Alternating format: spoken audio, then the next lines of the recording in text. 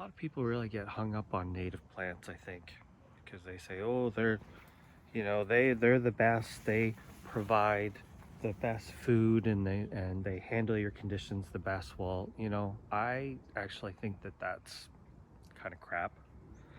Sorry. I have native plants in my yard and I have non-native plants. And the non-native plants serve the exact same functions that many of the native ones do. What you're looking at is my Metapanix, and I'm up above it so you can actually see it. So this is from China, and it is been flowering and absolutely covered in bees and wasps and other sorts of pollinators. We're into the end of September, and when I look around at the native plants, I don't really see anything flowering. Rose of Sharon, they don't really like this thing much, but if we continue on over here, and this is just a sample of what I have. So these are California fuchsias. Rabbit just ran out from behind there. And they are covered in honeybees. Now, this is a plant that is from nearby California, a few hours from here. So it's not a native plant. And it has been flowering profusely for about the last month, providing food for these bees. The honeybees really like this, and I see the hummingbirds on this, and these things are just absolutely covered. When I come around to my other garden, I see the same thing happening with these salvias. There's lots of bees on them. They're very busy in the afternoon especially, and the hummingbirds are here. There's usually a few of them in the morning kind of battling it out. Absolutely loaded with honeybees. And many of these plants also provide shelter and homes for insects.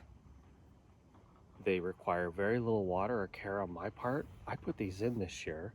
I bought them as just annuals. These are black and blue salvia. They're not actually annuals here.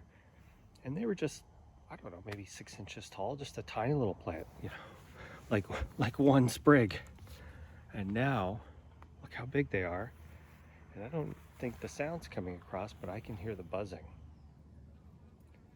So I have many plants in my yard that are flowering this time of year when there isn't much food for these little critters. Before this, the Agapanthus were going. And you got some red hot pokers are still producing flowers, so loud truck. So all I'm saying is that it is nice to have some native plants in your garden, especially if they look good and they can be easy to care for, but they could also be fussy. There's a hummingbird right there. To Anna's hummingbird. They're pretty bold around people.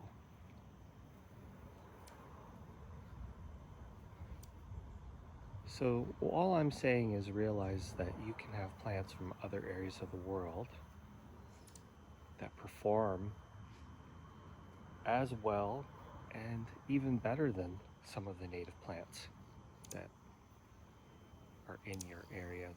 There he goes. Look at all these bees.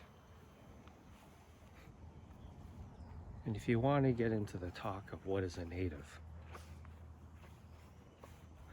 is a plant from Oregon a native plant? Look at see a note, this is blooming. If it's from Southern Oregon, it's not found up where I am. Is that a native plant? I say no. I say it's not. If it's a plant from Northern California or a West Coast plant, is that a native plant? For me, I say no. If it's a plant that's found half an hour from here but not where I am, is that a native plant? I kind of say no. That's just, it's these boundaries that we put on things. These are human boundaries. We like to define things. We always give everything a name, what's native versus what's not native, things like that. And I just say, plant what you like. And I think many gardeners appreciate having some wildlife in their yard and helping them out, and I feel like I'm doing that. And I do have some plants in my yard that have showed up on their own. I have western sword ferns, I have I believe they're called male ferns. What else do I have? I have a Pacific madrone. I have a couple of those. Those all grow in the immediate vicinity of my home. I also have Oregon grape. I have a bunch of those. I have 2 types.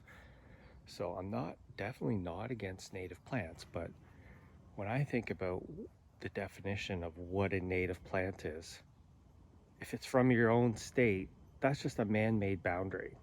What if that boundary were pushed 100 miles, north? Let's say that in my case, where the Oregon-California border is, well, let's say these plants grow in southern Oregon. A lot of people would say, well, that's a native plant. Well, what if the boundary of the 2 states was 50 miles further north and that plant didn't grow beyond that? Is that a native plant still, or is that a non-native plant? Just just my thoughts on it. So I say, plant what you like. And if you're interested in helping wildlife, there are a lot of plants from all areas of the world that can be as good or better in certain cases. You look at my yard, I have so much going on. The manzanitas are going to start blooming soon, so that's more food. And some of these manzanitas are found in Oregon. Well, some of them aren't. The dwarf strawberry tree, Arbutus unido, it's from Europe. Look, these fruit will be ready.